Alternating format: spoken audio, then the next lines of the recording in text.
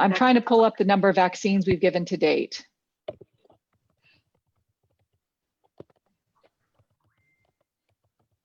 Okay, we should be live on my page. So if you guys want to, ladies, gonna go ahead and share it if you want to. And I am going to go ahead and put this in the group, I think. I'm not, yep, there it is.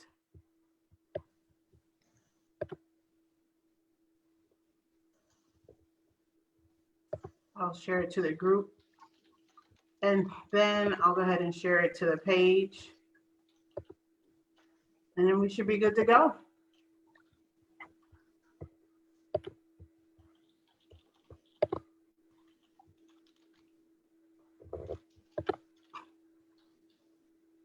So, happy 2021, everybody. I'm off to a little rough start, but we're here. And just want to say that I'm hoping that everyone watching is going to have a healthy, happy, successful new year. Already we've experienced some challenges, but give yourselves a pat on your back because we survived 2020. So give yourselves a pat on the back, okay? Because if, you know, if nothing else, if we can't find anything good, we crossed over into 2021. And so I just wanted to congratulate you all on that and say, welcome back to, you know, Blue Wave Conversations. We are in a time right now where we're really going to have to do what we said we were going to do as a group and hold these elected officials accountable. And nothing ever in my mind would have prepared me for what we witnessed on Tuesday. But before we get into that, I want to say welcome back to Jamie, Vanessa, and Kim. Hey, ladies. It's good Hey, everybody. to see you all. Hey, Happy New Year. Happy New Year. Say something to the And people. thank you to Stacey Abrams in Georgia. Show them your Georgia shirt. You guys see it? Georgia. Georgia versus all y'all. See, I think it should say Georgia saves all y'all because they saved the day. They did save the day. They my absolutely did. Does that look familiar? Yeah. Shout out to RBG. RBG. So the backstory to this is that UPS lost my shirts. But they mysteriously appeared. So all of you guys that ordered one of these, the first shipment is here. The other shipment I held off on because I didn't want any more shirts lost in the sauce. So there's going to be a delay in that. But I hope you guys like them because they feel as good as they look.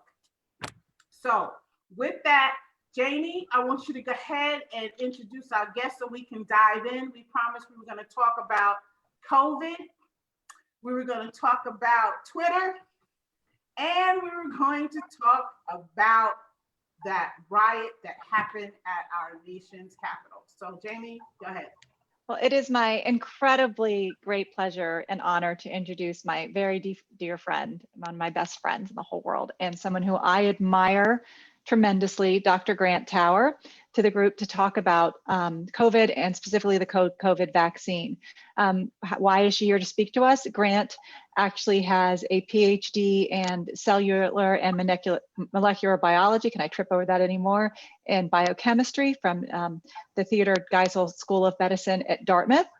She also has a bachelor's degree in biology with a business minor from RPI. She's done extensive work in this. She is a passionate, scientific, results-oriented professional.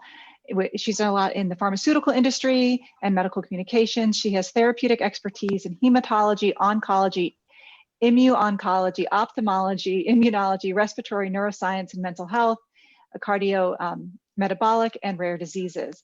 And so she is here to answer some of our questions about not just the COVID but the vaccine and whether it's safe, whether you should get it, how it works, things that we've heard like is it been rushed, et cetera. So it is my great pleasure to introduce Dr. Tower. Grant, you're on mute. Sorry about that. I feel like I'm on MSNBC. You are the good version. That's right. So thank you everyone for letting me be here. It's a really exciting time in medicine. This vaccine would not have been possible 2 years ago. The technology we have today is going to save us.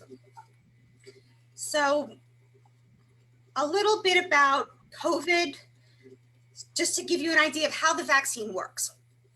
So for us as humans, our genetic material in all of our cells is DNA.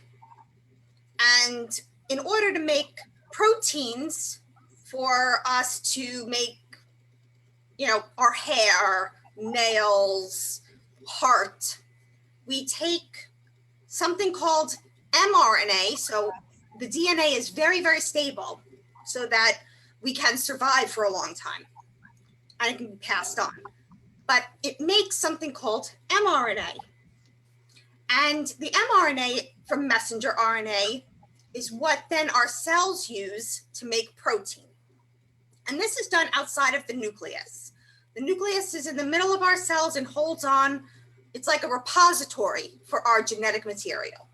So the DNA is in the nucleus and nothing can change anything unless you go into the nucleus, right? Exactly. So it's housed in there, and then proteins are made from this mRNA to make everything that we see that's human. Now, this technology, they started making years ago because many of the viruses, including SARS-CoV-2, which is the technical name for the coronavirus or what causes COVID-19, and we'll just call it COVID just for simplicity. So all of these viruses, Ebola, COVID, SARS, their genetic material, unlike ours, is made of RNA. So this messenger RNA, similar. And it's a lot more delicate. But the great thing about it, or the not great thing about it, is it's not as stable. And that's why we keep hearing about these mutations and the different strains.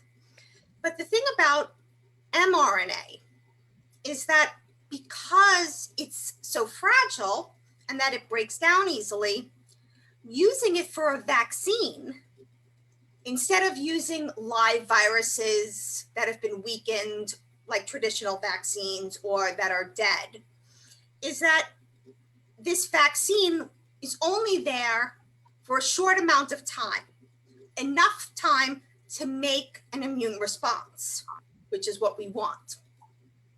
So years ago, they took this mRNA and they said, okay, how can we instead use this so we don't have to use a live vaccine or live virus? And they didn't want to put a virus into people's body. That is one of the wonderful things about the mRNA vaccines. No virus goes into your body. So they took this and they wanted to see, how can we get the mRNA into people so it goes into their cells and they make this immune response to the protein.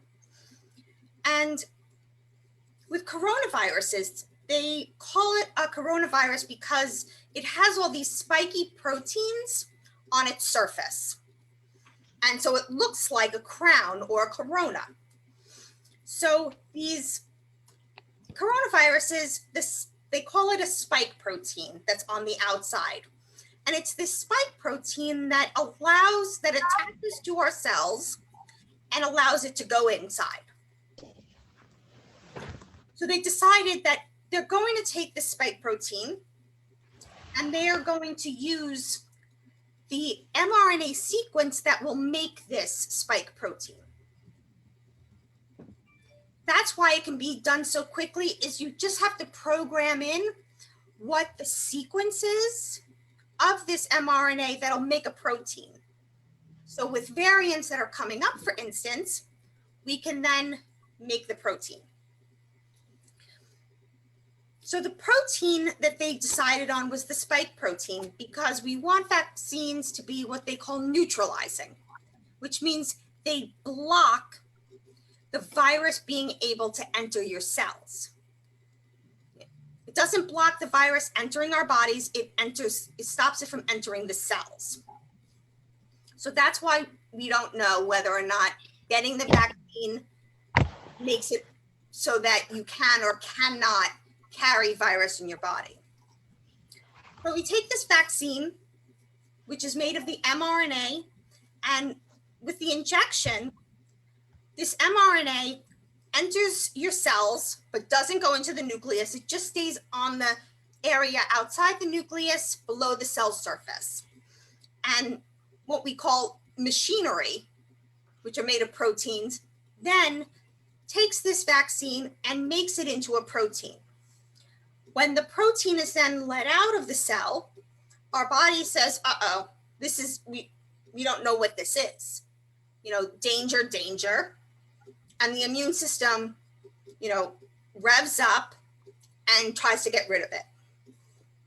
Now, the reason we need 2 vaccines instead of just 1 is because in humans, when we see something one time, our immune system, it reacts. But it doesn't make what we call memory. So our body has a memory.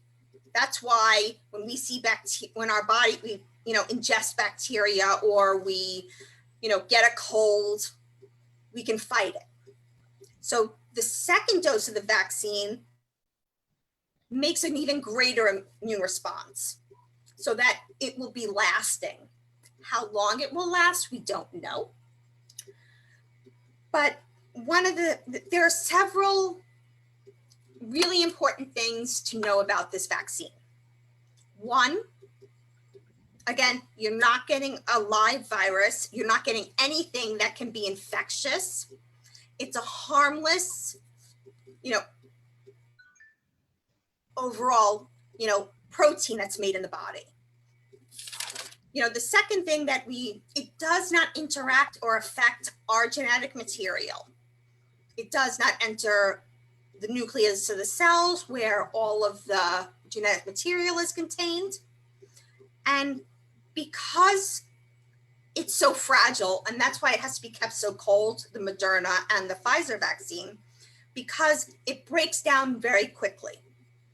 And our body, you know, breaks down this mRNA all the time from our normal processes, but then it breaks this down. And because there's no DNA put into our bodies, it can't make any more of this protein or make any virus. So it is relatively safe. When we, you know, talk about safety, people have heard that there are some, you know, immune reactions that are severe. Now we want the immune reaction. We want, you know, some pain in the arm. We want it to be what they call hot, so that there's like that blood flows to the area, that we get a little bit of immune response, whether it's spiking a fever or feeling a little fatigued. But we want our bodies to think that, hey, we were infected with COVID. So we need to make an immune response so that in the future, when we see it, we're protected. You know, so you do want to have a little bit of a reaction. If you have no reaction, no pain, no anything, that's not a great sign. It means that our body isn't reacting to it. So we do want to see some, I guess, side effects. Well, immune effects is what I like to call it. The other thing is there are some people, and I'm one of them, that may have a severe reaction. The thing is that the severe reaction can be handled. You know, we know we've dealt with anaphylaxis for so long that it's pretty, you know, par for the course. So if you do have had anaphylaxis, need an EpiPen, you just want to make sure that it is done like in a medical facility, just so that you're prepared. You tell the person that is giving the vaccines, I've had anaphylaxis reactions, just so they know, because it's all about being prepared.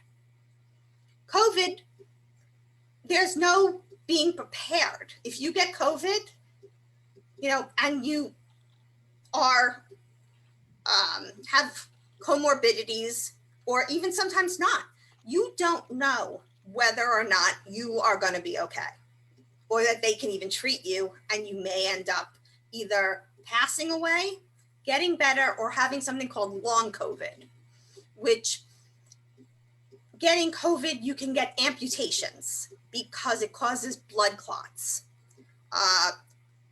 So when you're thinking about a vaccine, think, having a reaction to a vaccine, not feeling well versus an amputation, or versus lung damage. And it's long-term lung damage, it's permanent, or heart damage.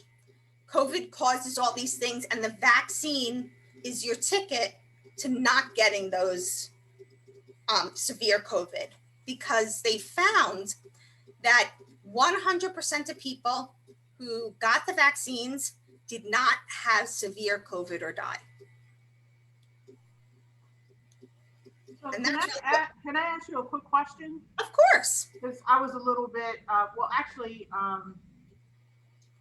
didn't know that a little bit of pain is good for you in the arm. I always thought it was because they hit something they wasn't supposed to. No, That's good to know. That's good to know.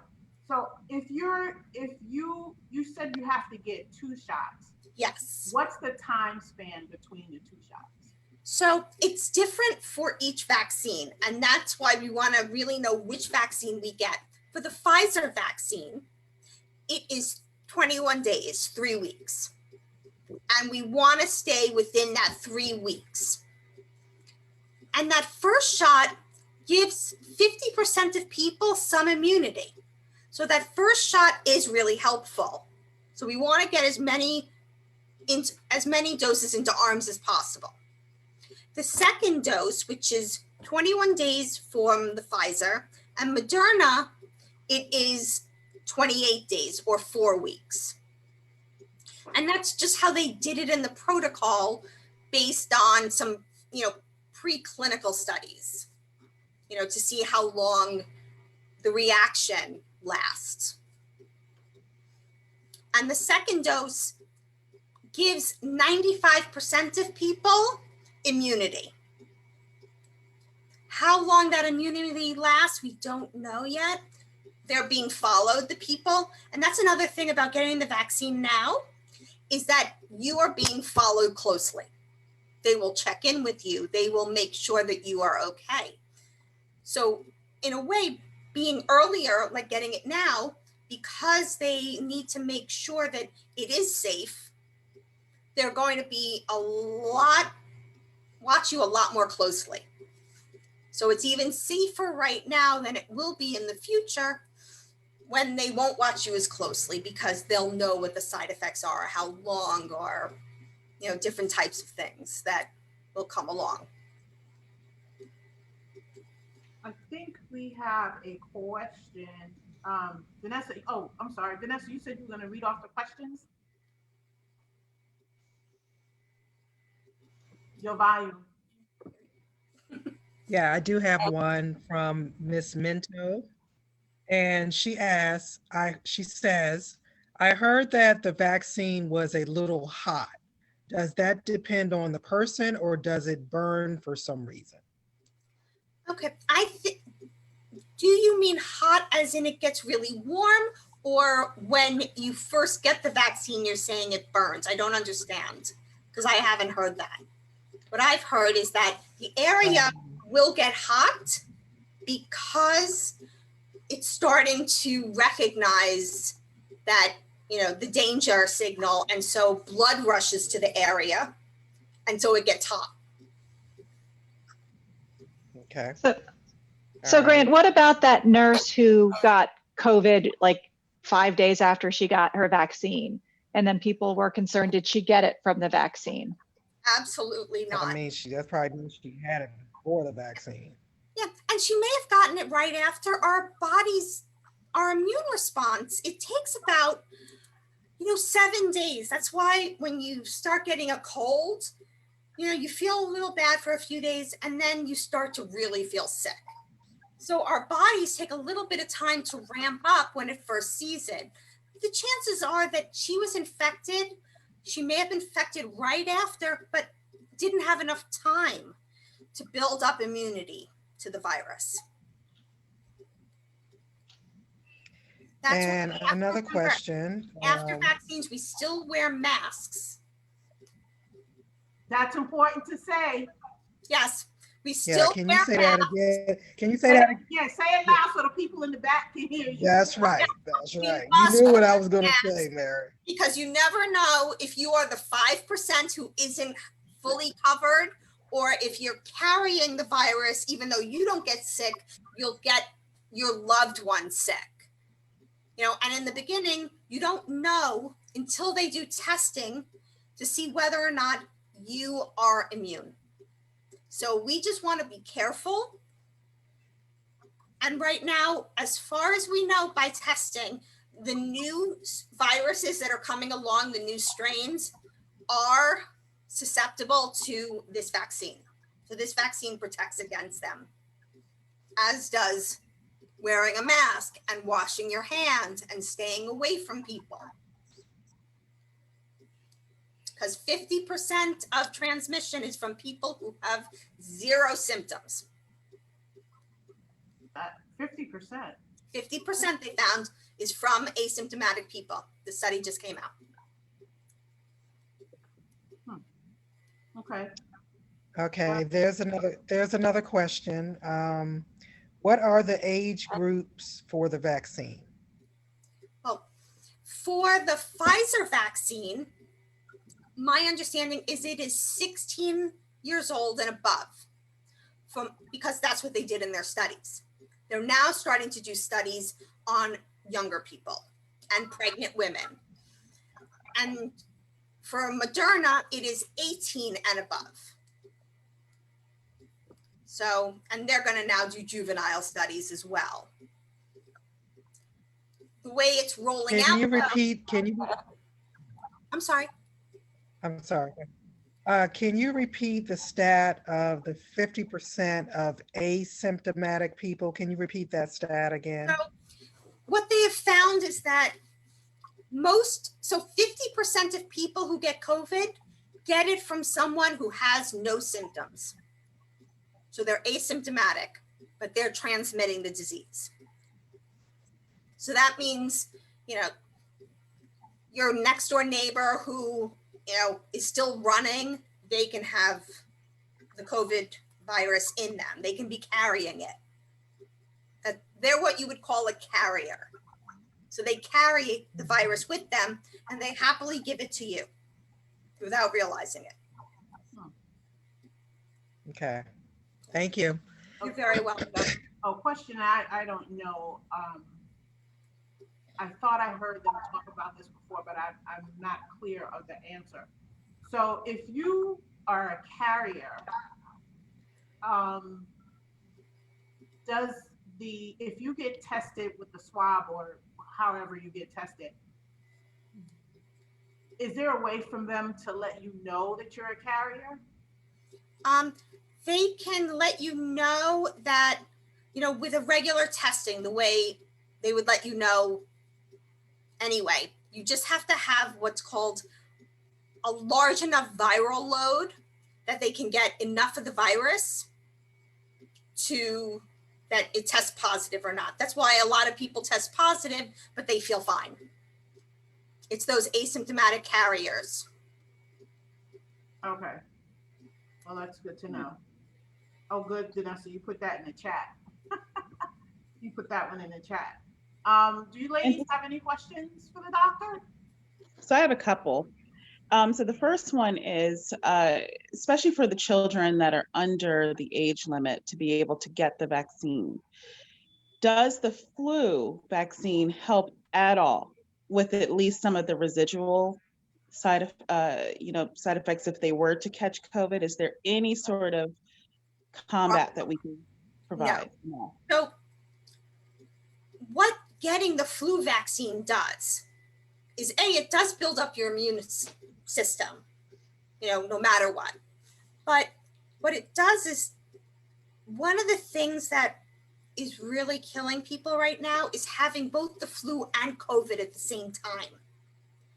So there's two things that are important about getting the flu vaccine. The first is, so if you get COVID, you don't get the flu at the same time because the disease course is severe.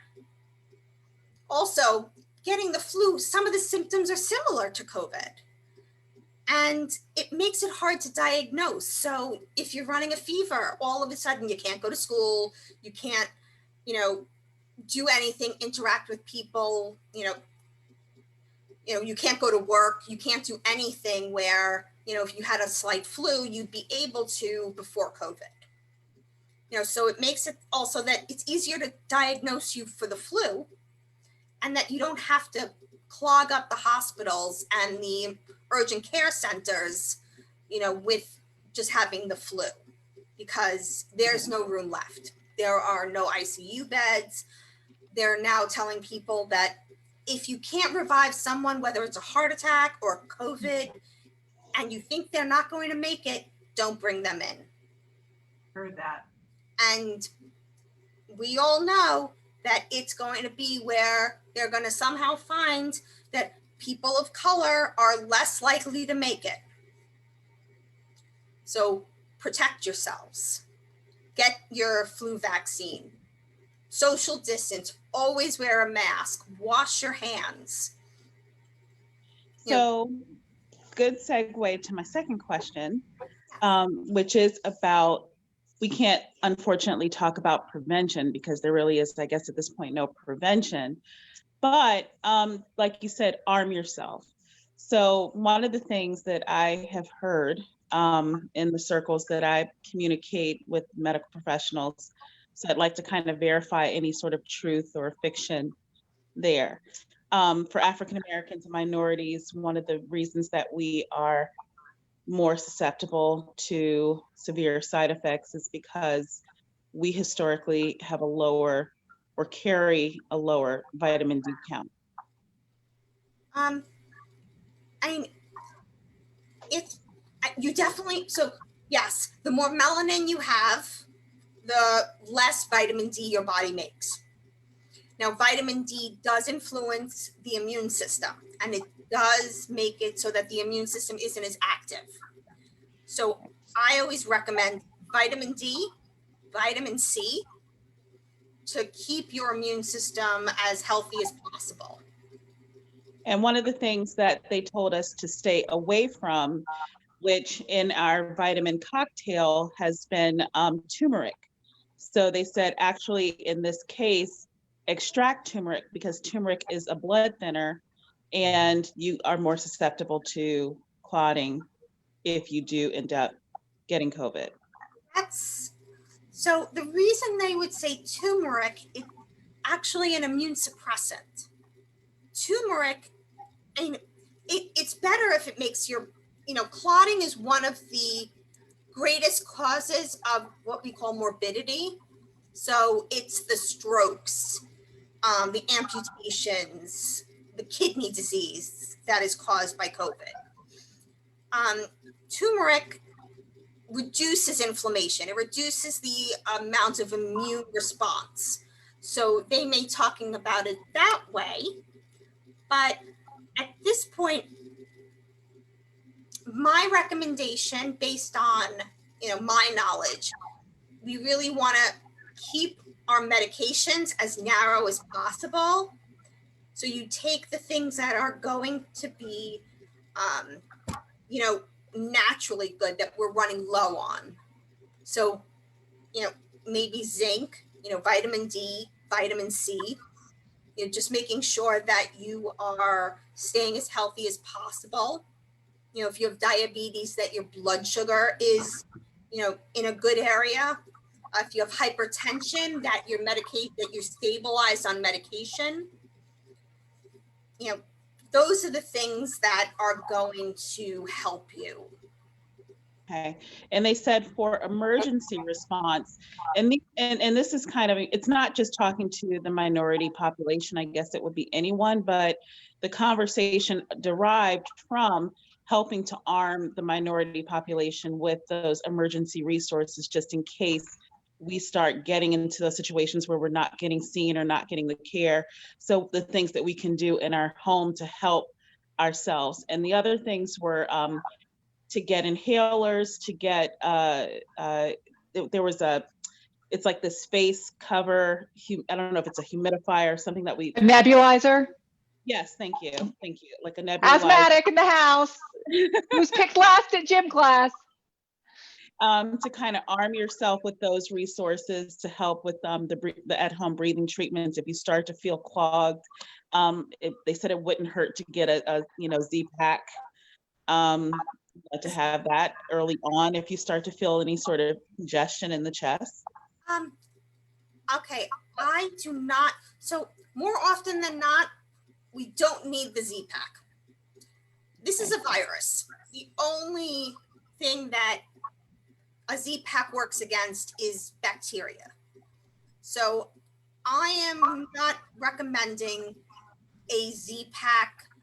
Have it in case you do get, you start spiking fevers, not like a low grade, but a spiking fever. You have like green mucus coming out. So you have it for other conditions. But if you think you have COVID, the Z-Pack is not going to help. Got it. But the other items are good to have on hand. Yes. I also would get what's called a pulse ox. So that little thing you put on your finger that will measure your oxygen saturation. That thing Amy's holding up. So they told us that we could use our, like I have a Samsung watch, or your Apple Watch, and especially at nighttime when you're sleeping, it tracks your oxygen levels. So to always keep that on, is that the same thing? And it's only the newer version of the Apple Watch. Like my watch does not do that. It'll check my heart rate, it checks my VO2 max and does other things, but I don't have the newest one. So mine does not do my pulse, does not do the amount of oxygen in my blood. You have to have the newer one. Yeah. So unless it's the one that's measuring your oxygen saturation, I would invest in the finger meter. Okay. And they're not expensive. They're like $20 on Amazon. This is not a huge expense. This could save your life. Okay. You mentioned what was the other? You said the pulse ox, vitamin D and C. What milligrams do you recommend? Oh, I also recommend zinc. Zinc helps our bodies fight against viruses. Okay. And how about elderberry? Okay, with elderberry, the problem with elderberry is it does boost your immune system, but COVID also causes a huge immune response. So the elderberry can actually make the COVID worse. So I would stay away, keep it simple. Keep it simple, everybody. Wow, I would have never known that. Elderberry, I would stay away from it just because it does boost the immune response. We just with COVID don't know how an individual is going to react if they're going to have this huge immune response, and it's just going to make it worse. So I try to, do the KISS, keep it simple, the vitamin C, vitamin D, zinc. That's what I take. What about melatonin that we know that, the AI study that was done highlighted melatonin as a possible treatment. And we know that Tupe Fiasco was actually treated with melatonin when he was in the hospital for what he claims was COVID. There's not a lot. If you use melatonin, it's not one of those can hurt. It's pretty benign. If it helps you sleep is really important for your immune system, take it. But again, keep things simple. The really core things of, taking care of yourself the way you would any time. Okay. It's I am, because, I am, real- I am so glad you're on this show tonight and that you are an expert because everybody and their mama claims they know what's best for you when you get sick. And how many times have I heard about that damn elderberry? there are 50 so many gajillion people now. times. I didn't spend at least $100 on elderberry, so I'm surprised by that one. But elderberry is safe with the flu and not, we don't think it's safe with COVID because of that storm thing, right? Yes, I was trying so something called cytokine storm. So our body, when it sees viruses, it makes special proteins that basically say, holy cow, we need to get ready now. We need to fight this. This is a real problem. Let's go. And what happens is some people overreact, just like, emotionally, I overreact, or my immune system overreacts. So, if you already have your immune system high and you then get this overreaction, you'll get cytokine storm, which causes organ damage. It basically turns your body against itself. And, like a little kid with too much sugar, it's running around, and it starts harassing everybody. So that's what it does to your organs. It just, starts attacking the organs, and you end up in organ failure. Wow. Yeah. Wow. They can, one of the best things that we actually have are not like the expensive medications, is actually something called dexamethasone. It's a steroid. It costs pennies. And it is the most effective treatment we have for COVID for people who are having too much of an immune reaction. And we can't get that. We have to get a prescription for it. You want to get a prescription for that. Well, they probably would give it to you if you get to the level of being in the hospital, or if they find you are clotting and having too much of an immune response. Got it. How often do we get lucky that the cheap thing is what really works? That's true. Hardly ever. Yeah. But I just want to go back to the vitamins real quick because I want to post this in the chat. What do you recommend the dosage? Because you don't want to take too much, you don't want to take too little. 50, 100, you don't want to take 1,000. I don't know. Because our community has a higher rate of comorbidities, that needs to be discussed with a doctor. Doctor, okay. Yeah. Vitamin C is, I take 2,000 units, I believe. I'd have to look at my bottle, because that we urinate out if there's too much. Mm-hmm. Vitamin D, on the other hand, you can become toxic if you take too much of it. So I would talk to a doctor to see how much they think you should be taking. Wow. Okay. That's good information to put out there too. Yeah, because vitamin D and vitamin E are what's called fat soluble. So it stays in our fat layer, not just floating around. And, if you have too much, you urinate it out. And what about the zinc? Zinc, I don't know what level. I take one a day. I can't remember the level. I apologize. Okay. They can get that checked out when they go to the doctor about the vitamin D. Yes. Vitamin D. Yep. Yeah.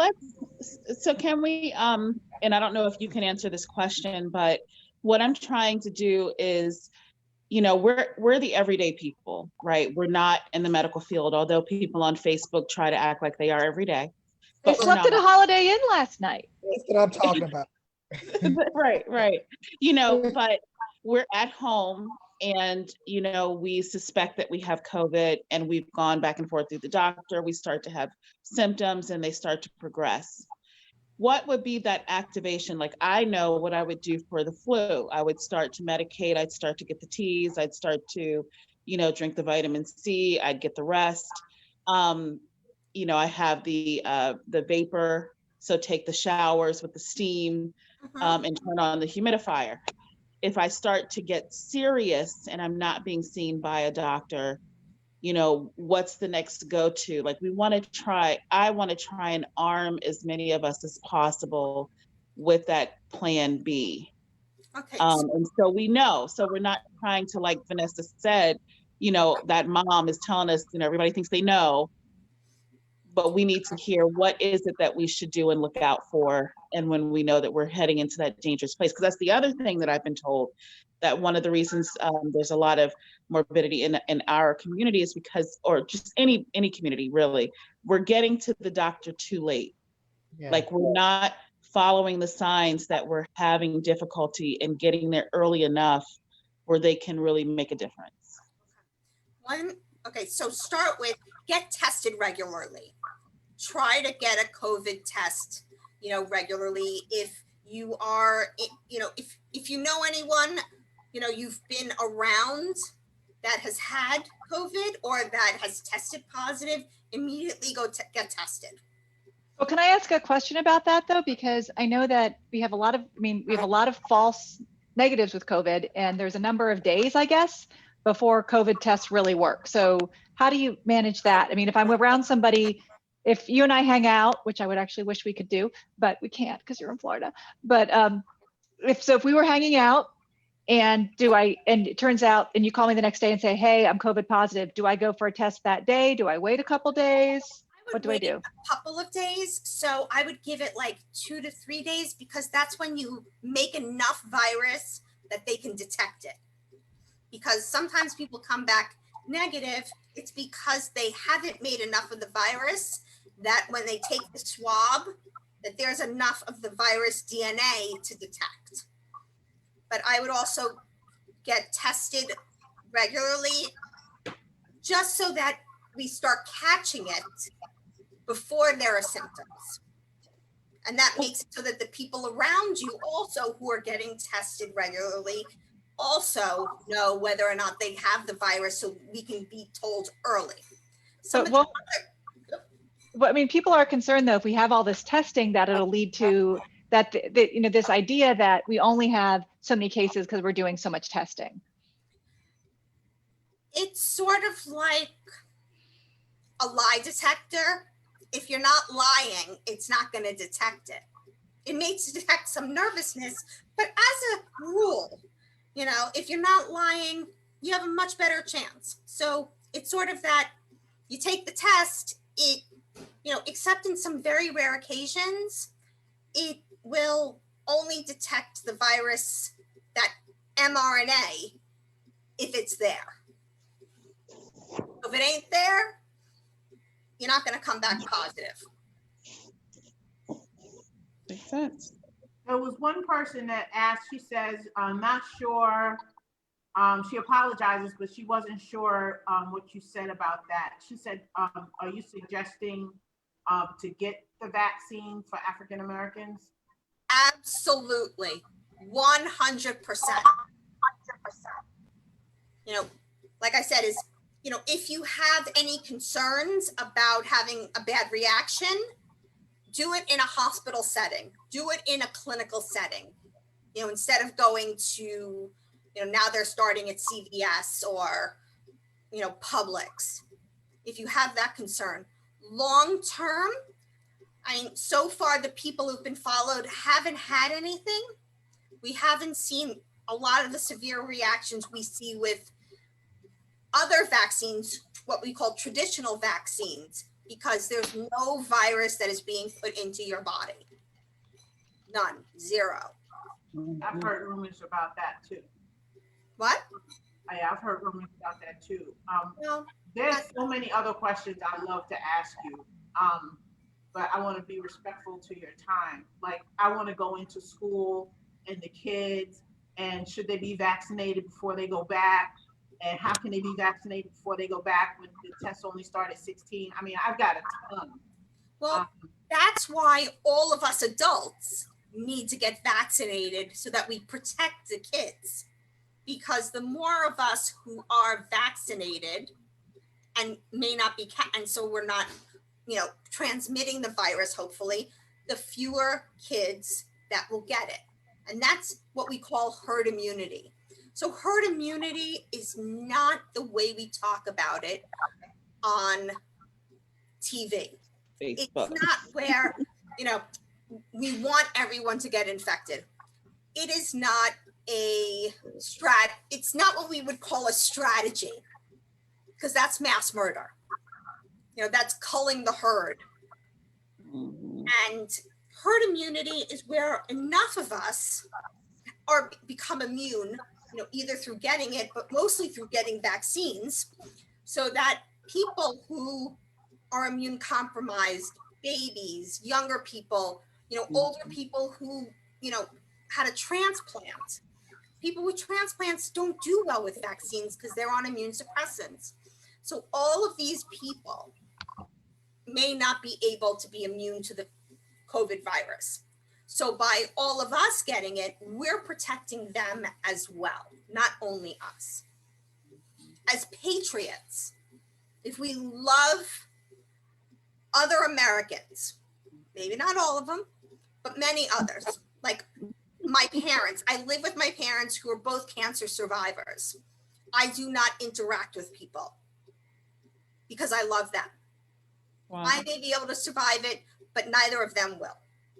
Yeah. This is really getting the vaccine is about love, is about patriotism, is about being part of a community and helping each other.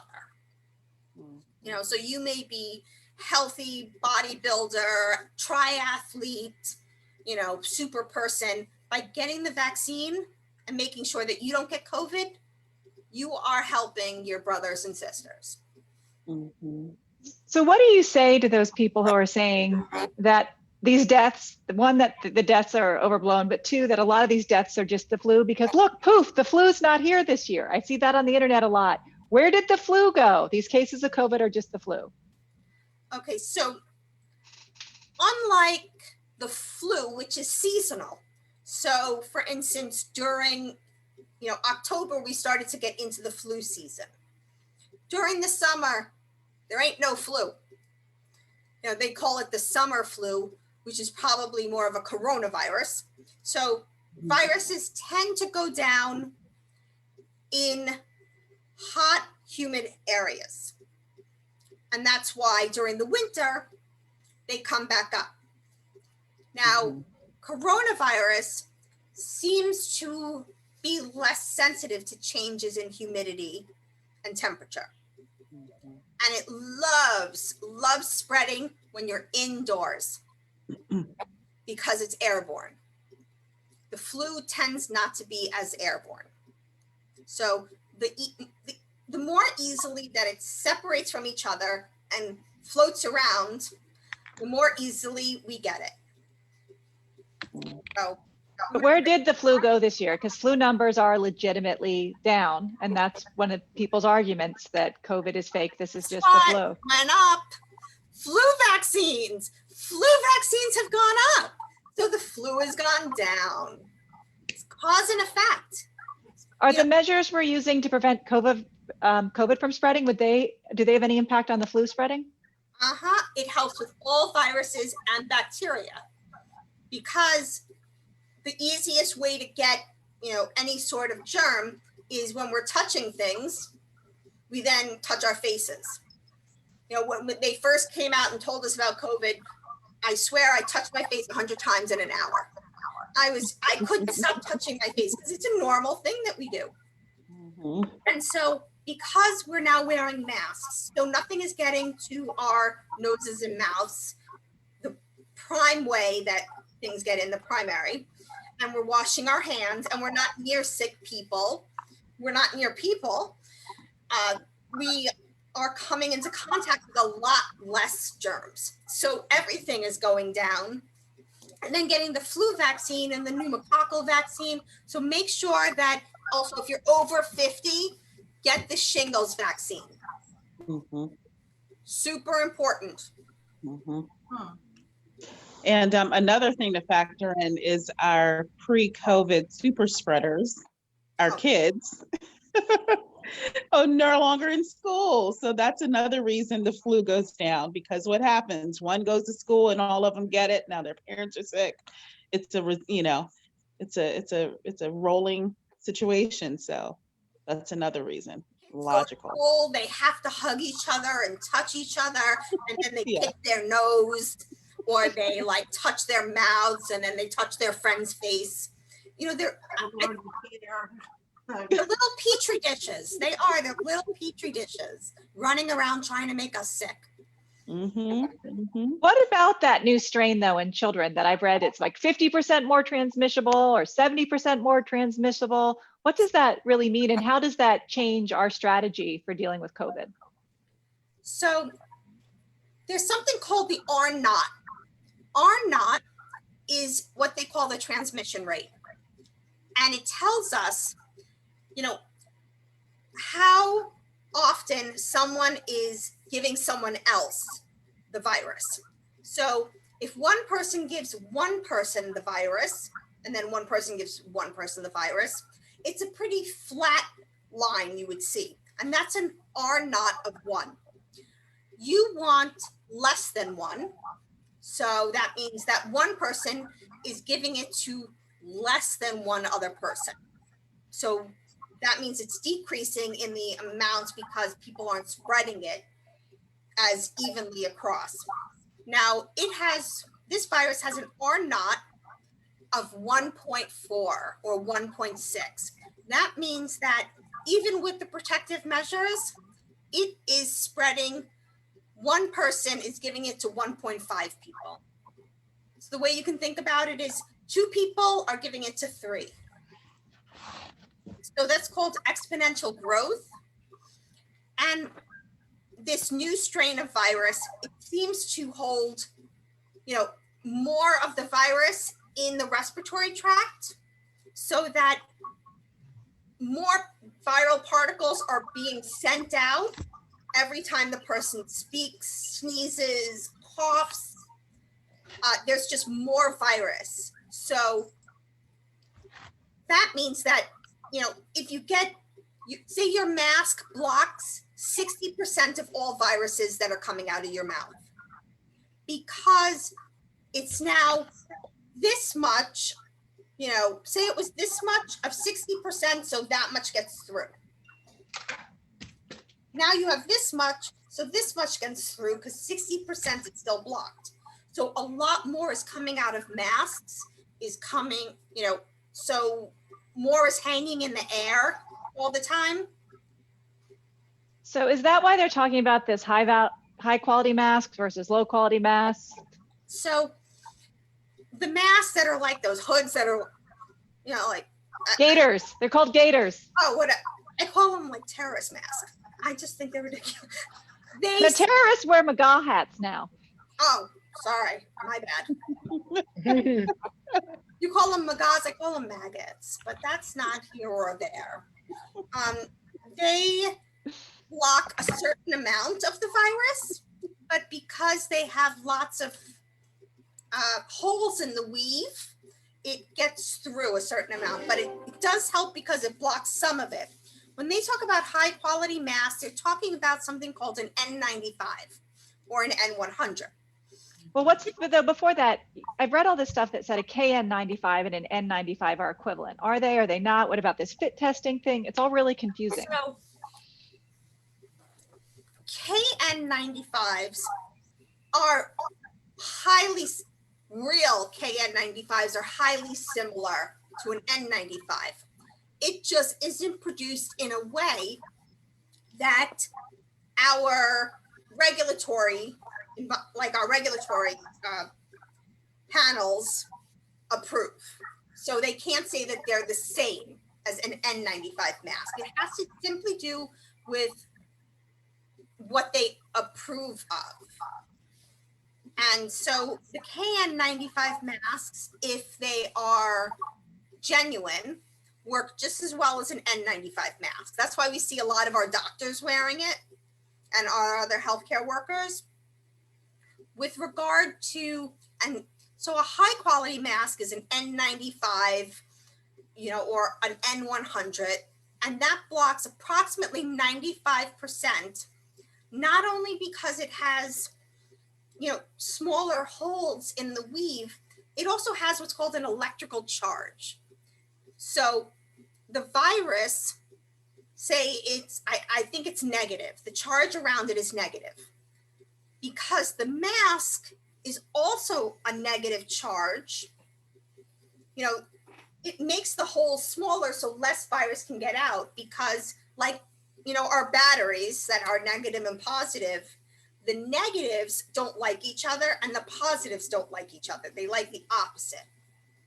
And so, when it gets close to a negative charge, like, in electrical equipment, the same thing, it, gets pushed away from it. So less of it can get out. So it doesn't only has to do with the size of the holes in the weave of whatever the material is. It also has to do with what's called the charge.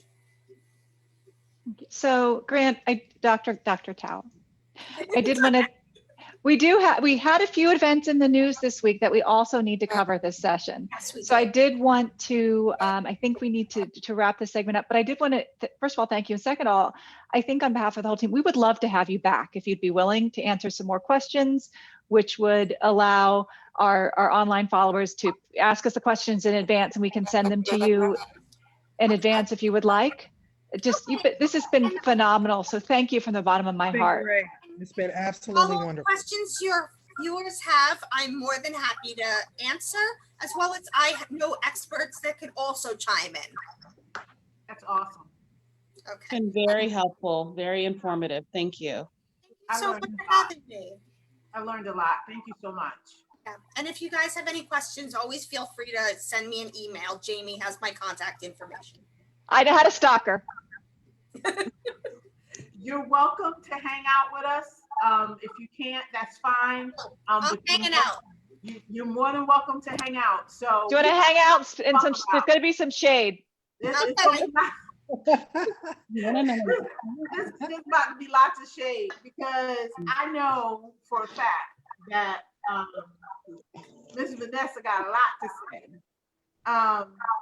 And I just want you to go ahead and do what you do, because you've been sitting, I've been watching your face the whole broadcast. And I'm sure you got a lot to say. And I just want to, on my side, I'm just gonna do the Twitter thing real quick. It's about time, and I'm gonna leave that there. And as for the riot, I'm gonna let you handle that one.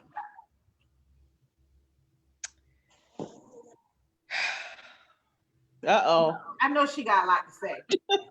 Uh-oh. Well, can you guys hear me okay? 'Cause Yeah. Yeah. my internet sucks in the house. But I do have a lot to say, but I would like to keep it in line with what we need to do Uh-huh. to protect our homes, protect our families, protect ourselves, and move forward toward the midterms. Okay. So what happened in our nation's capital on Wednesday was abhorrent. There's no other word I can even think of that's worse than abhorrent. I had many friends that were on the Hill inside that building as well as the office buildings. And I managed to speak to all of them, and they were all safe. I worked on the Hill for 10 years. And I just want to add that in my 10 years of working on the Hill and going in and out of the Capitol building almost every day, I had trouble getting in the building. And I was an employee with a badge. And for those terrorists to breach those doors and break into that building was absolutely unbelievable, and absolutely an inside job, and absolutely planned. It's been planned for months, years, they've been planning it. So I want everyone in the sound of my voice to please take a realistic view of what's going on in this country. Stop denying, stop uplifting a mad psychopath. He's on his way out and he's going to be arrested and he's going to go to jail. So let's all be thinking people. Stop listening to rhetoric, read your newspaper, listen to public radio. That's where the real news is. Watch less of corporate media because they're not telling us the whole story. They're dripping it out. I can see it online. Drip, drip, drip, drip, drip. Find some credible sources and do your own research. The news is right there. Everything is on the internet. It's literally at our fingertips. 45 So isn't. we have to, we have to be smart, folks, because they stopped a plane from flying into the Capitol. Did you all know that? They stopped it. So if they could stop an airplane from flying into the Capitol, then they knew that those people, those terrorists, were going to bust up into the Capitol building, and they didn't stop it. Truth be told, we all knew Okay. because they said it on the news the night before. They said Has Trump, oh God, I hate when I say his name. Has 45 ever said he's going to do anything and not do it? No.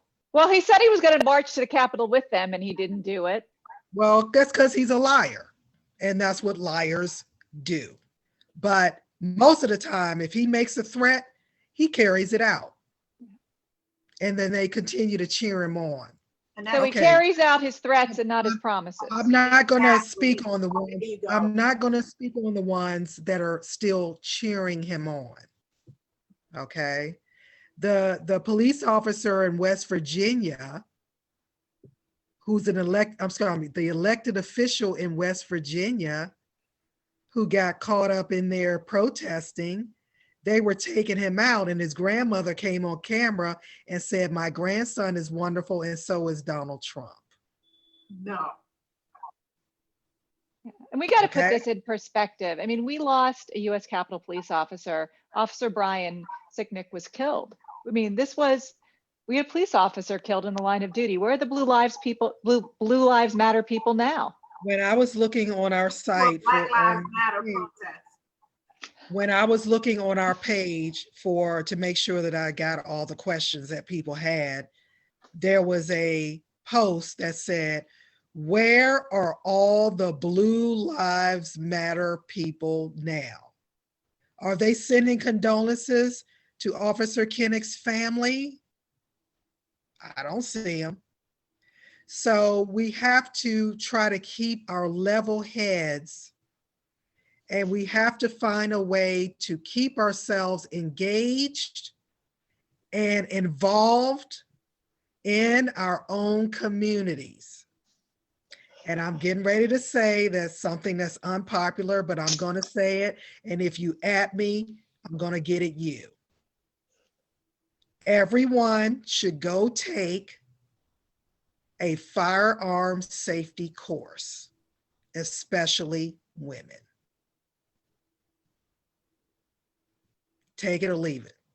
Take it or leave it. Okay. So I just wanted to say that I have plenty more, but we won't go there today.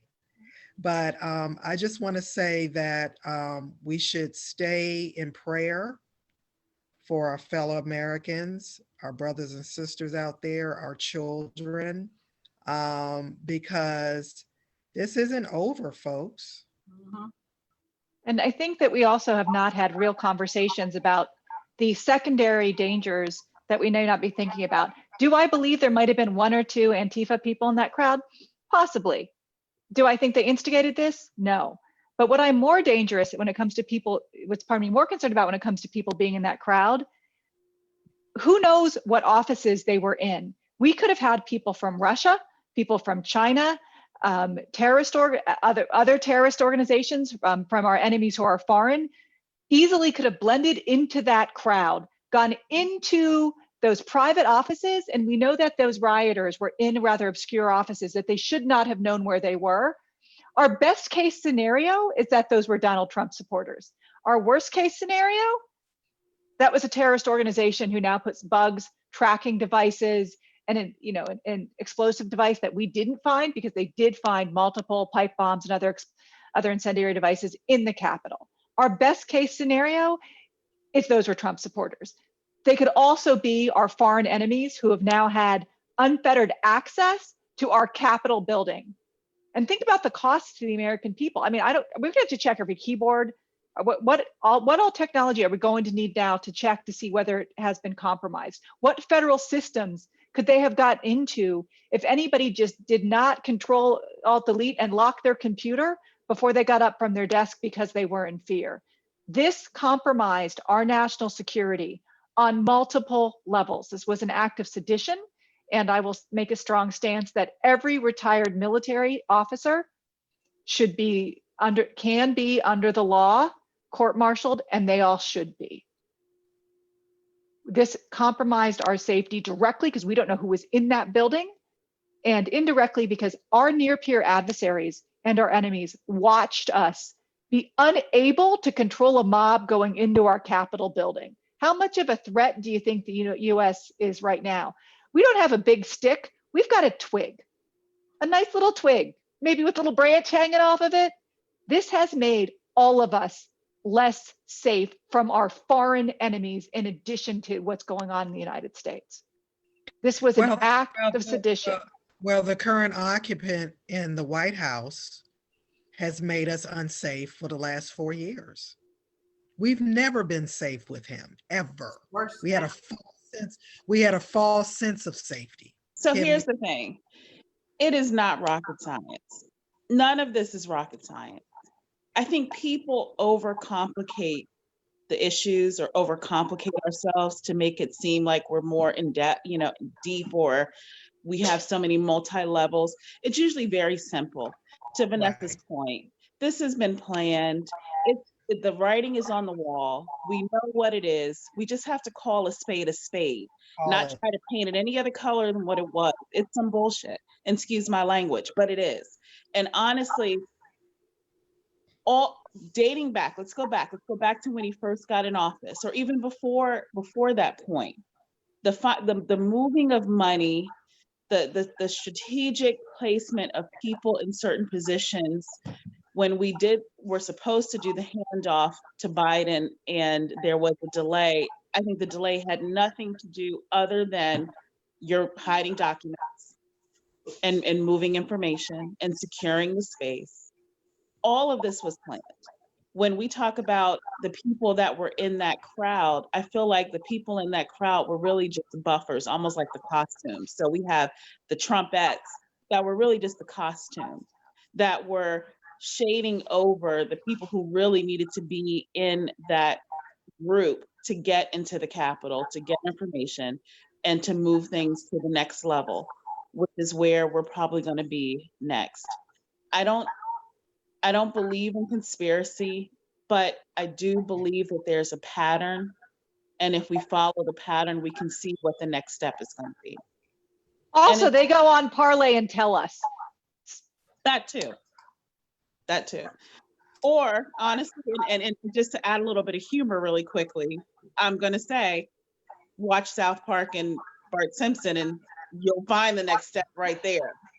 Well, and I mean, we had 4 people died in addition to losing a police officer. We lost a police officer, but 4 people died. And I mean, as far as I'm concerned, this was an act of sedition and treason, and I mourn only for their families. I will say that. But yeah. I mean, you talk about bad humor. I mean, I got to tell you, if you're going to be a terrorist, there's a reason they have training camps.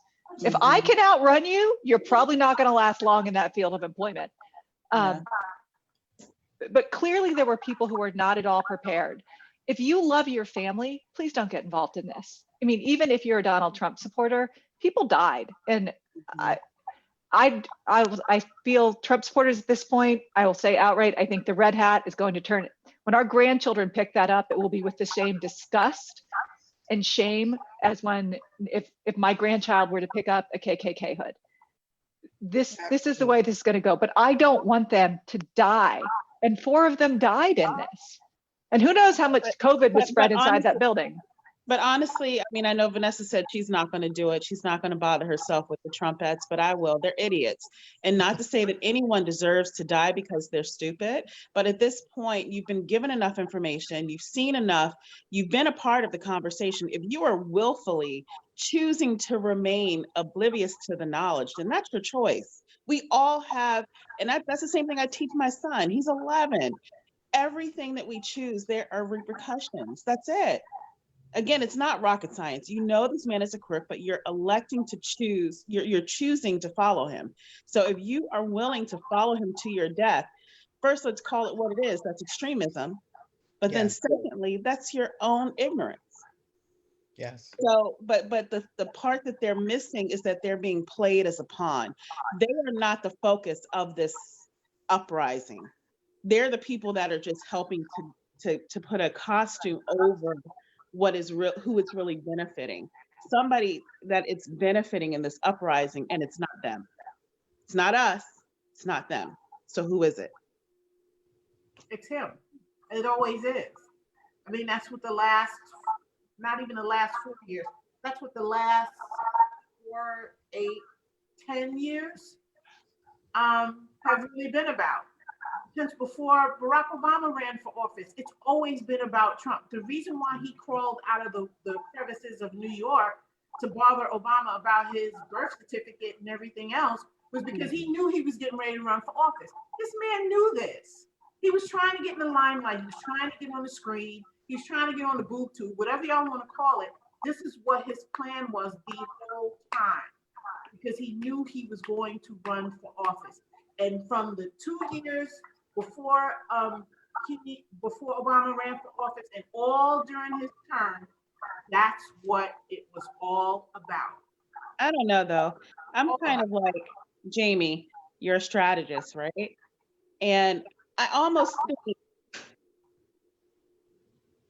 Trump in his own way is a pawn. I'm not so much worried about the Trump. I'm worried about who's behind Trump, who's allied with Trump, who's supporting Trump. Because if we think he's a clown, do we not think that other countries and leaders and people who have been a threat to us for decades don't also think he's a clown? But if you know that I have a puppet that I can manage and manipulate, throw him a bone to give him some sort of incentive to act this way, he'll do it because there's a benefit to him. But in the meantime, I'm getting my needs met. What I'm saying about this uprising is I need to find, we need to realize who that person is and who that ultimate benefit is for, because then that will tell us what the real threat is.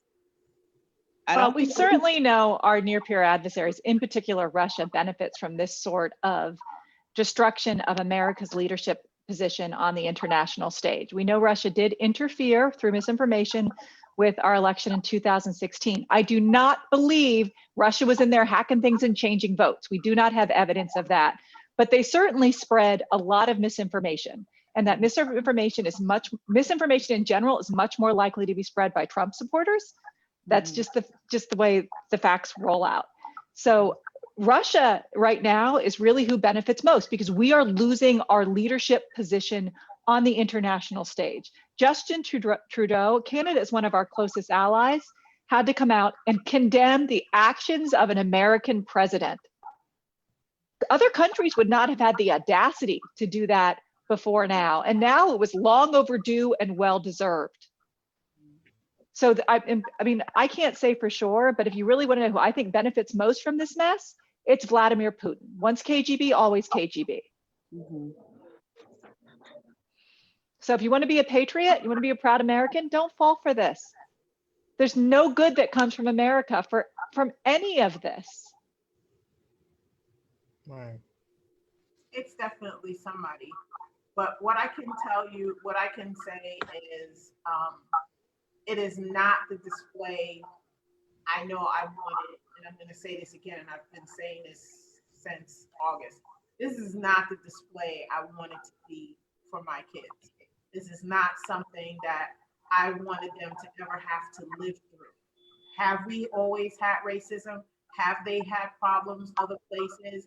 Have we been looked at differently going in the store? Have we had people come to our home to fix stuff and ask us, oh, do you live here?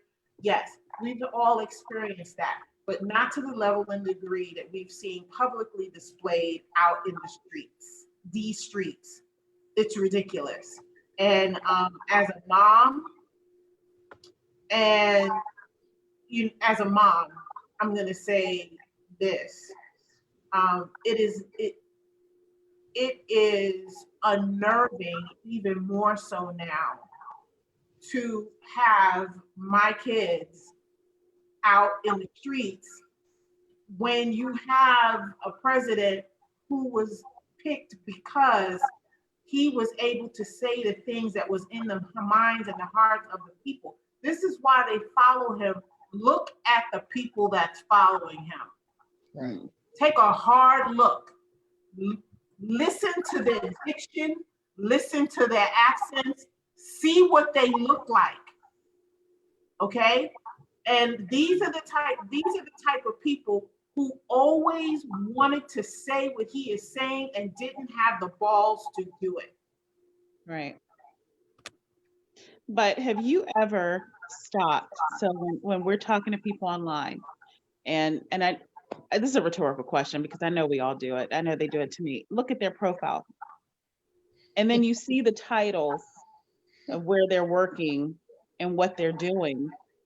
And it kind of brings to light when pre-Trump, you had these people acting certain ways in the workplace or in the school systems or in our communities. And there was no pinpointed reason as to, well, why is this happening? But now, I mean, I honestly say thanks to Trump, we now see, oh, that's why he was like that. Oh, that's why this person was fired. It makes more sense now that people are being emboldened to come out publicly with how they feel about certain groups. And they're holding these positions where they're dealing with the public. And you can understand why there may have been questions about how they dealt with the public. That coworker that was just an ass or whatever. Well, now you know why. Because these were his true feelings that before Trump, he never felt emboldened to say out loud. But you felt in the workplace or in the school system or in the community. So I thank Trump for doing that, for exposing those or letting those people expose themselves to me. There's nothing better than, for me than a known racist than a private one. I'd rather know that you are and how you feel. So piggybacking on that, Kim, a few months ago, I don't remember what was going on, but it was something racially motivated. And I put out a post that said pretty much, if you are a racist bigot, please send me your name so I'll know who you are. So I'll be better prepared to deal with you. And I got so much backlash on that post. And then one day, this lady who I don't even know DM'd me and said, "Thank you so much for saying that." Okay, so at this point, we have to be fearless. Who gives a crap about what these people think? Because my mantra is truth hurts. So I'm going to continue being a truth teller, because apparently it's hurting folks. And if they respond in any other way except "you're right, I agree," then there you go. Mm-hmm. You don't have to search for them. They're right in front of us every day. Mm-hmm. And all of us have very strong intuition. We're women. We know who's being in.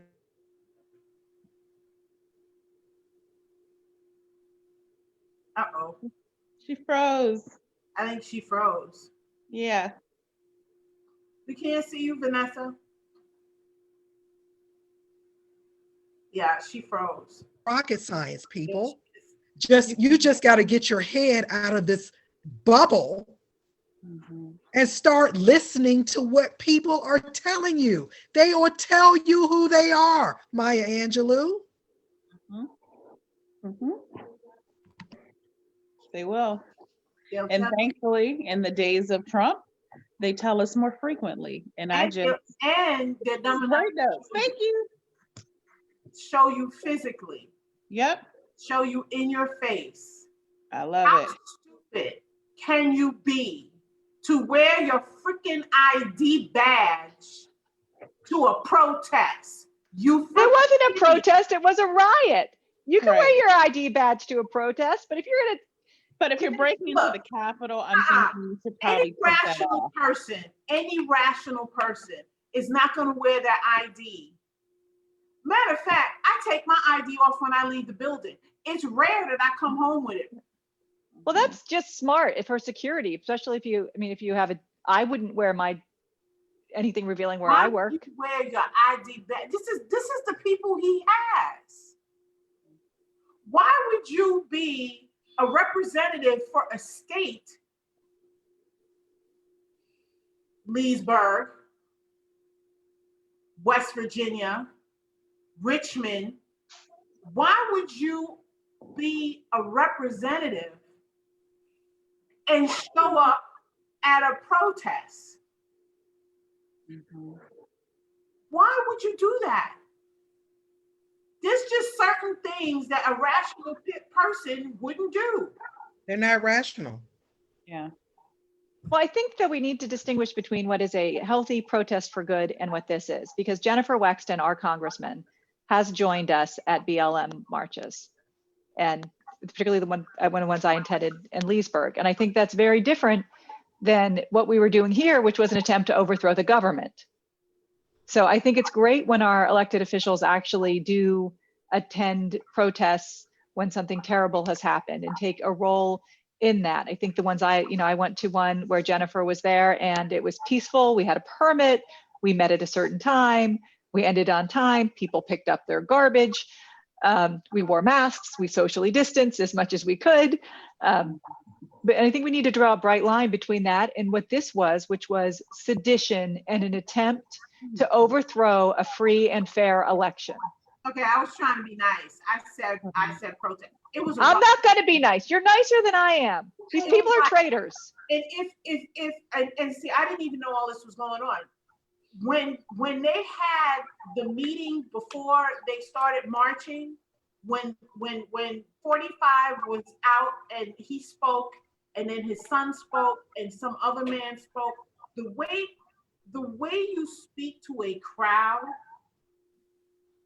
when there is a large crowd, there's two ways you could do that. You can talk and speak and rally your crowd, or you can incite them and excite them and put them in a headspace where it causes violence and different things like that. And that is what they did. If you listen to what 45 was saying and his son and everybody else, and then you had Harley doing the white power sign and all that. At that point, even if I was Jennifer Wexton or whoever, they should have took their butt home.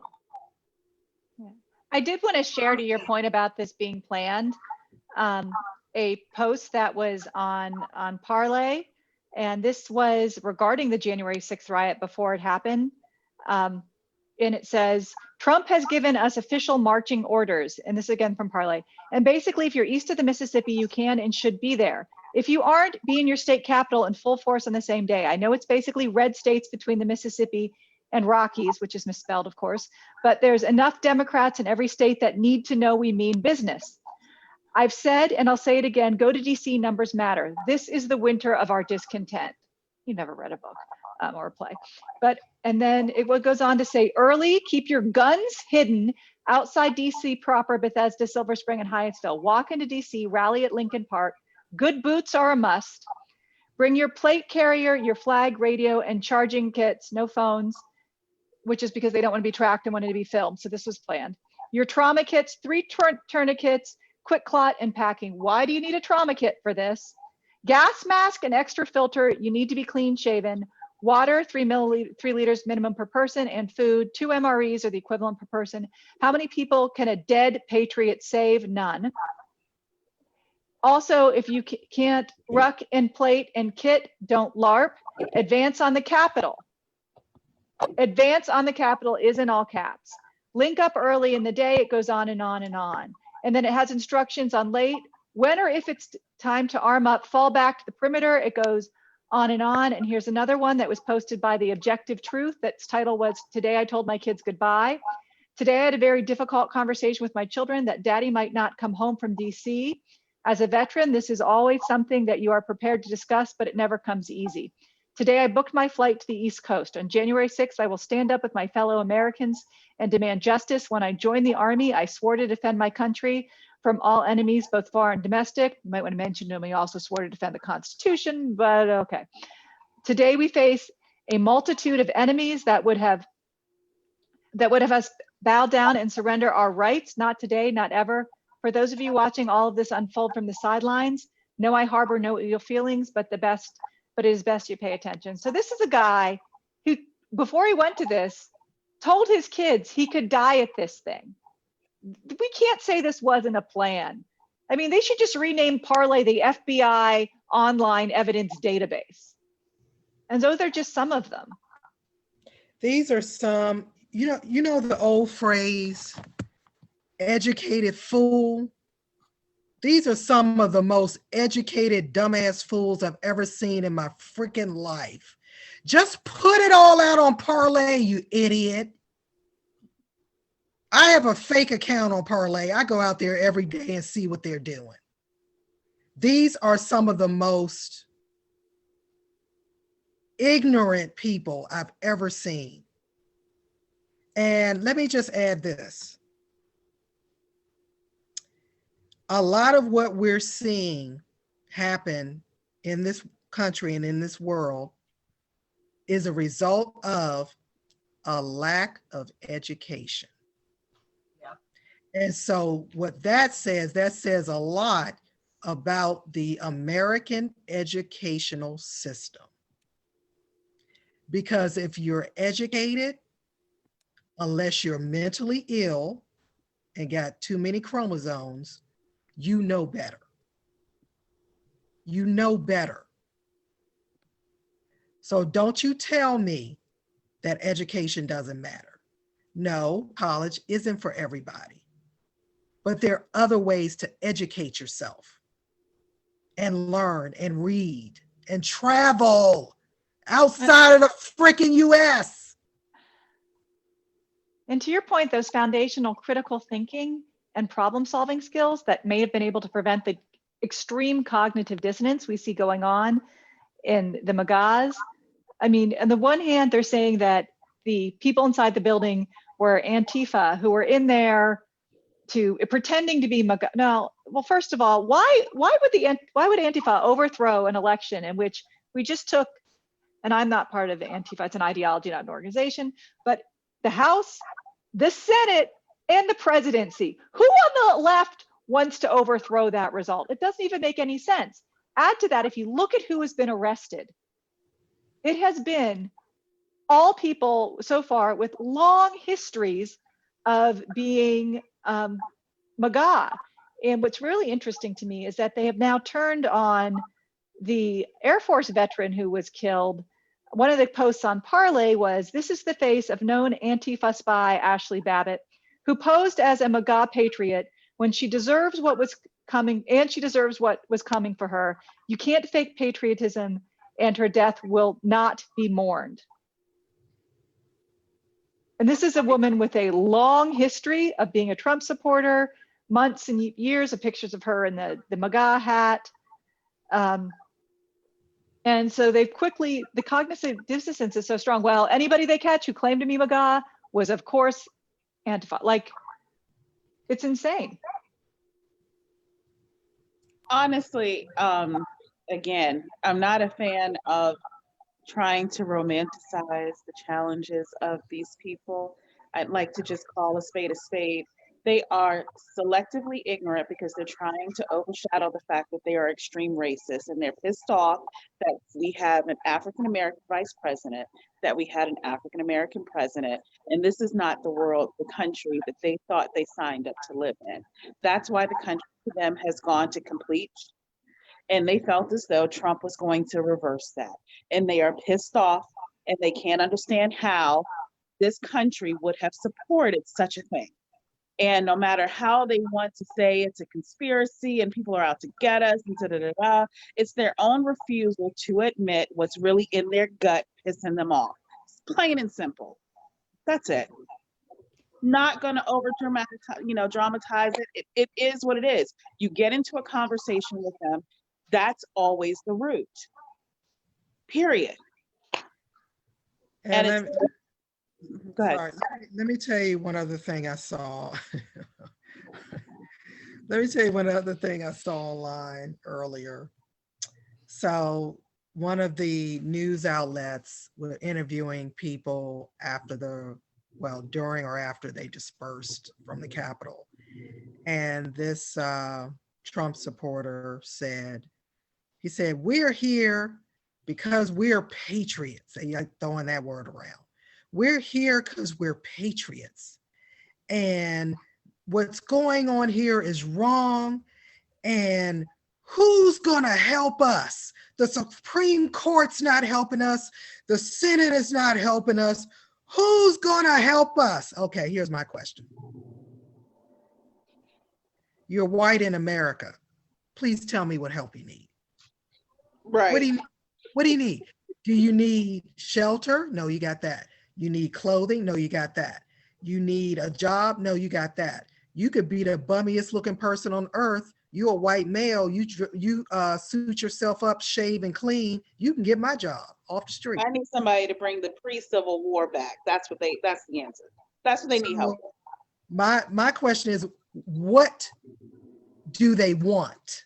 I want to know exactly what they want. Well, they want to make America great again. And their idea of great was the 1950s, when we still had segregation and women still did not have equal rights in the workforce.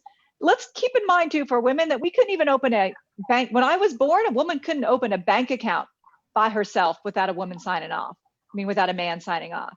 And they're coming back. I did want to make sure too, just so we've all on the same page, I'm going to read this out loud.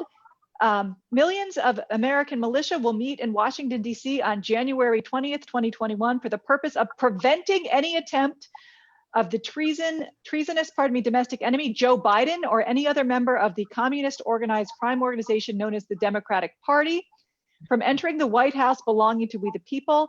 And the event that justice is served, our re-elected President Donald J. Trump is sworn in. The president and the Capitol and our nation's monuments will be protected from proven violent leftist insurgents who have declared war against the United States and have been conducting an active insurrection in the United States of America.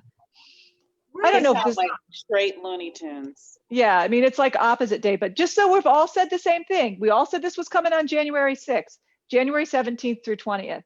And for those of us in the DMV, we need to be thinking about our bug out plan just from them traveling in.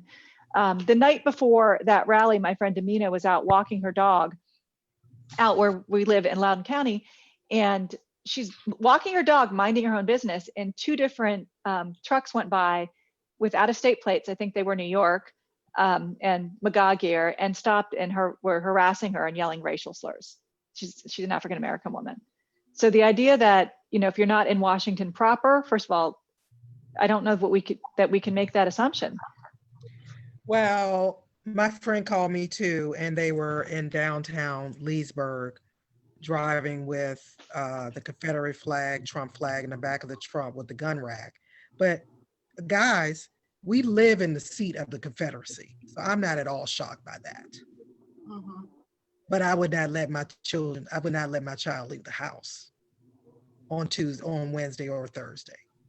So, we're dealing with what we're dealing with, but you got to start looking at your neighbors hard.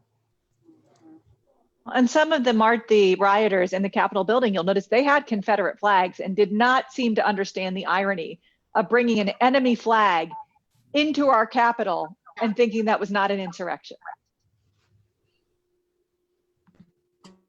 But Because- they think because the when country you're- belongs to them. Right. That's why. And when So- you're not educated, Jamie, you're not going to get the irony. You're not going to get it. Period. Well, and this just spits on the service of our veterans too. And I think that's where I lose it on the patriotism thing, that we need to ever, they think they're patriots. And it's ridiculous. I read something online last night where a gentleman posted that he was comparing what happened at the Battle of the Bulge, where a handful of German soldiers got American uniforms and dressed up. And I will tell you, I took off on him because my grandfather lost his leg at the Battle of the Bulge when he was 18 years old, stepped on a landmine, blew his leg off. He laid there for a day waiting for help. He was still having shrapnel removed from his body in the 2000s before he passed. And he went there to stop people like this. They think that they're on the right side of history, and they don't seem to understand that the ironies of this. And if you look at what Hitler did, he lost an insurrection before he took over. I think those of us on our side, the side of good, the side of right, the side of loving this country, need to understand it can happen here. We've seen a blueprint. There are, people who believe that the president had read Mein Kampf. I don't know. And certainly reading a book doesn't mean that you approve of it. But we have a blueprint for how this happened in Germany.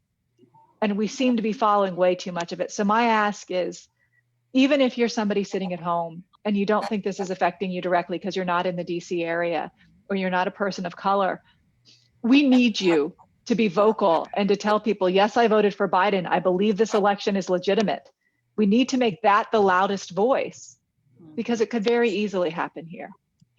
But I think that they have to also draw back into, like you said, we have the blueprint, and part of the blueprint is that the target is not just minorities in this particular case. There is a whole us against them mentality, and right now, yes, minorities are wrapped up in that, but also people who support the ideologies that provide a foundation and equalizer for minorities. So anyone that they call leftists. So you are a target as well. And so we have to understand that they're, even within that group, in just human nature, we find things to divide us. Now is not the time to have those dividers in place. We are all part of this fight to hopefully keep our country safe from people who are trying to overthrow the democracy. Plain and simple. And someone, I got into it with somebody because I don't have a problem getting in line. So any of my friends and family who are on my page and see me going off, I'm sorry, but at this point, fuck your feelings. We are in a life or death situation, and I have a child to protect, his future to protect. And above anything else, that is what I give my all for. And someone was saying, we have to be nice and we have to, try to, people can have their opinions and they believe that this is right. This is not the time for we're going to agree to disagree. Because it's not right. They're Well, not right. Yeah. Who thinks a Camp Auschwitz hoodie is right? Who thinks that?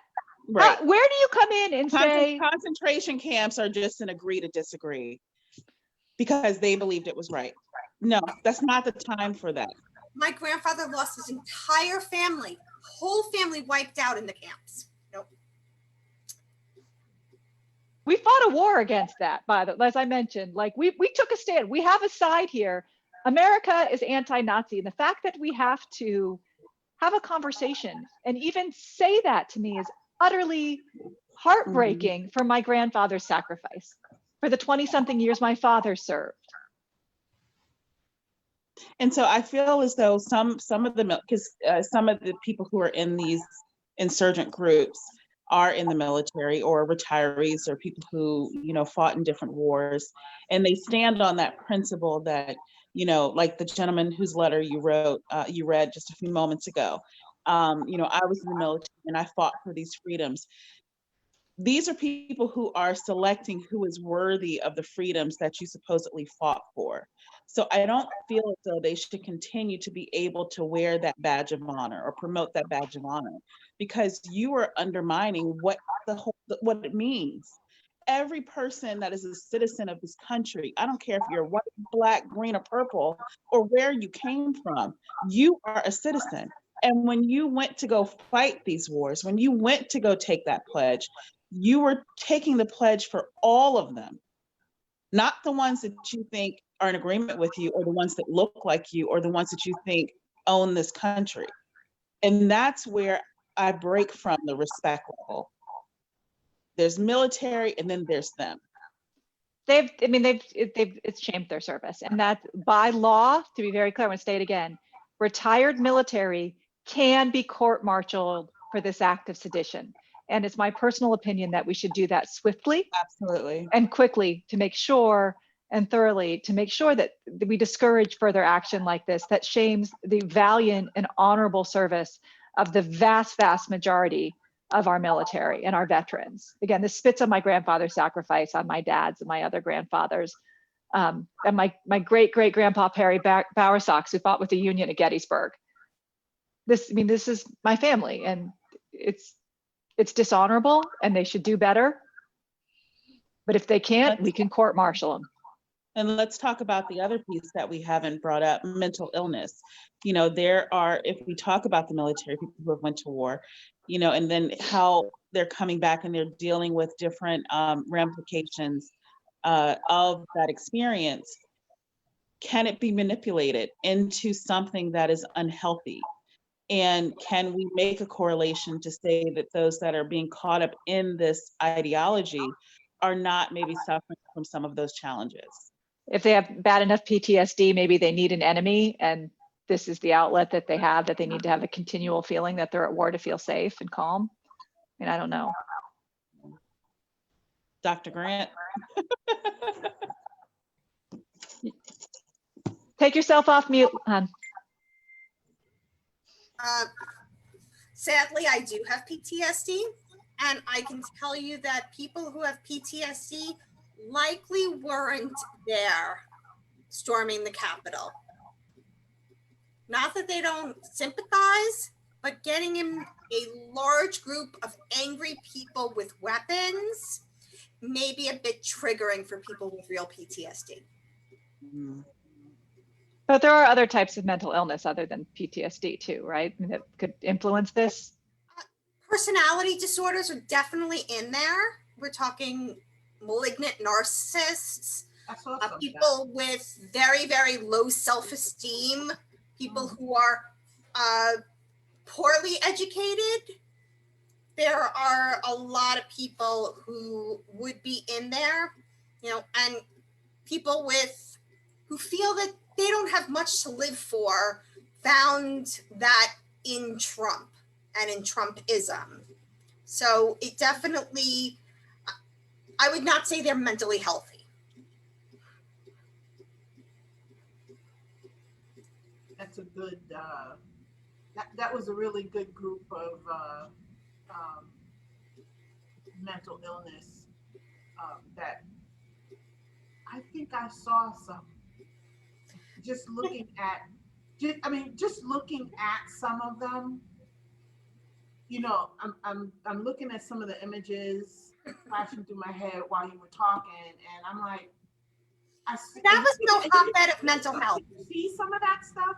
Like, if you're looking at somebody or you're looking at an event like that, you can just look at, I mean, I don't want to sound like I'm, you know, pointing fingers at people or saying things bad about people, but if you look at some of them and you remember some of those images that you saw, you see those that have a low self-esteem and different things like that you mentioned. They're full of anger and vitriol and feel that they're not getting their fair share.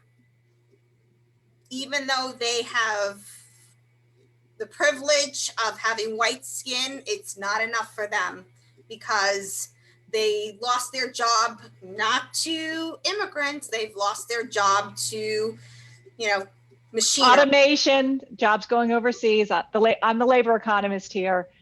Yeah, you know, the neurosurgeon that we've given an H-1B visa did not take your job at the factory. That's not where the coal jobs went. The coal jobs went away because we automated almost all of them, and natural gas is a lot cheaper. So pretty much it's a lack of, I'm going to say it's a lack of enough hugs as a child and a lack of personal responsibility, you know? And Bingo on that one, Doc. Bingo on that one. Lack of personal responsibility, because a 5-year-old knows what's right and wrong. Yeah. So when you're 55, you should know as well. Well, the entitlement is just phenomenal to me. My candidate lost fair and square, so I'm just going to make up whatever lie. I mean, they all think they have this evidence that all these fake votes were there. Like, it doesn't even make any sense. But no, that's the part that's so comical though, Jamie. It's just like when you get into the argument with them, the fact that they fail to realize the irony of their argument continuously is why I end up checking out and I give them to death, because it's like, you can't even support your own philosophy. So for anyone to try and gather anyone to support this movement is going to be difficult. Let me just warn you, because for instance, the argument of there's this fraud. So the problematic piece of that stance is we're only selecting that the fraud was in areas where Biden won. So in order to say that or prove that there's widespread fraud, you mean to tell me it didn't impact the areas that Biden lost? So in those same cities where the machines were rigged, they weren't working, we were double counting, ballots were lost. It was that good that it only landed in areas where Biden won. And somehow we didn't take out Lady Lindsey Graham and Mitch McConnell. We left So them to in power. rescind the votes, you'd have to rescind the wins. Is it rocket science? Or And how did we then pull off Georgia? I mean, everybody was watching Georgia really, really closely with Ossoff and Warnock. Are we magicians? I mean, how did we do that? Your pen is talking to you, Jamie. That's how we did it. Your TV is spying on you, Jamie. That's well, I have those Samsung TVs that has a microphone, so it may be. In your phone. And I think one of the things that really makes me saddest about this is Hillary Clinton warned us. She told us there would be a crisis and he wouldn't be able to handle it.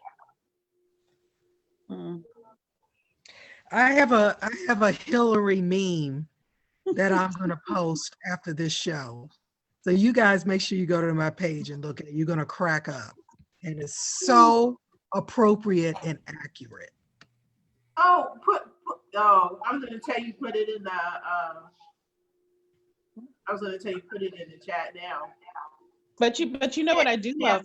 You know what I do love about their irony is how back in the summertime there were all these, issues with BLM and the protests and, the anger and the strife. And so Trump, listening to his base, enacted all these laws to address protests and damage to federal buildings and property. And look how things just turned, how the tide turned. And that same law that he enacted, the 10-year minimum, is now going to impact his base. Only if they're tried and convicted, though. That gentleman in West Virginia, I guess, is being tried for something that could only land him in jail for a year. We need to insist. Because they said that in order to charge them with that particular offense, they have to show that the intent was there to damage the actual property, that they weren't just there by happenstance or trespassing and part of the group.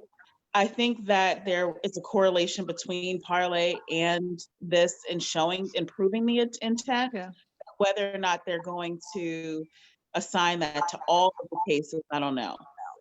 It would be interesting to see how we could use technology to get all of the video. Because, I mean, these are such brain trusts that they break into a federal building, spread feces and blood and destroy everything and break into confidential offices, and they film it. So can we pull those videos again as a way? I think it's worth our tax dollars to do that, to figure out who did what and hold them accountable.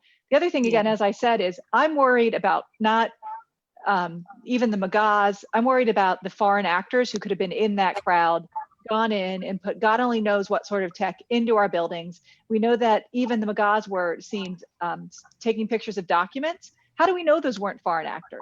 How do we know something classified somebody wasn't reading something classified on their desk and made a mistake when they were hiding? We don't know everything that could have been done. And then add to that we have Trump with the nuke codes. Who knows? Democracy was fun while it lasted. Fun. But we got to get it back. And that's what we're going to be working on. And so it is 9:01. And we went a little bit over tonight, but there was a lot to talk about. So Dr. Tower, again, thank you so much for being with us tonight. And you're welcome to come back. We actually want to touch back on COVID again. So if you could let Jamie know which weekend works for you this month, and you're back, okay? And as always, Vanessa, Kim, Jamie, couldn't do it without you. You guys always bring it. It's just so much that I don't know what we're going to talk about next week, because I know this week is going to be just an overflow of what has happened last week.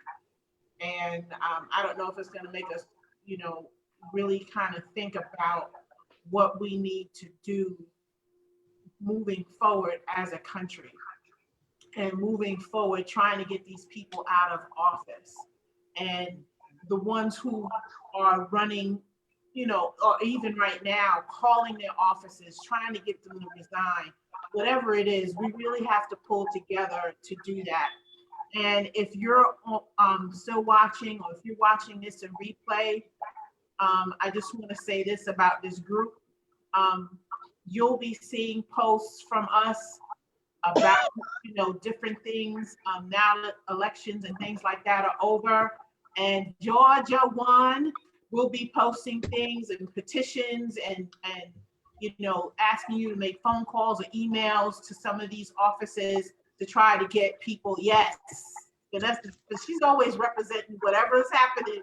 She's got a shirt for it. So when you see those posts, if you could help us, you guys have been really instrumental in the other two that I posted up. So thank you very much. You guys put it up and you guys were on it. Telling me done. I did it. Some of you were even posting what number you were on the petition. Thank you, thank you, thank you, thank you. This is how we're going to get stuff done. Okay. So again, we're signing off, and we're looking to have a great week. You guys take care, and we'll see you again on Saturday. Yeah. God bless America. Bye, guys. Wear your mask. Get the vaccine. Wash your You heard the doctor. You heard the Stay doctor.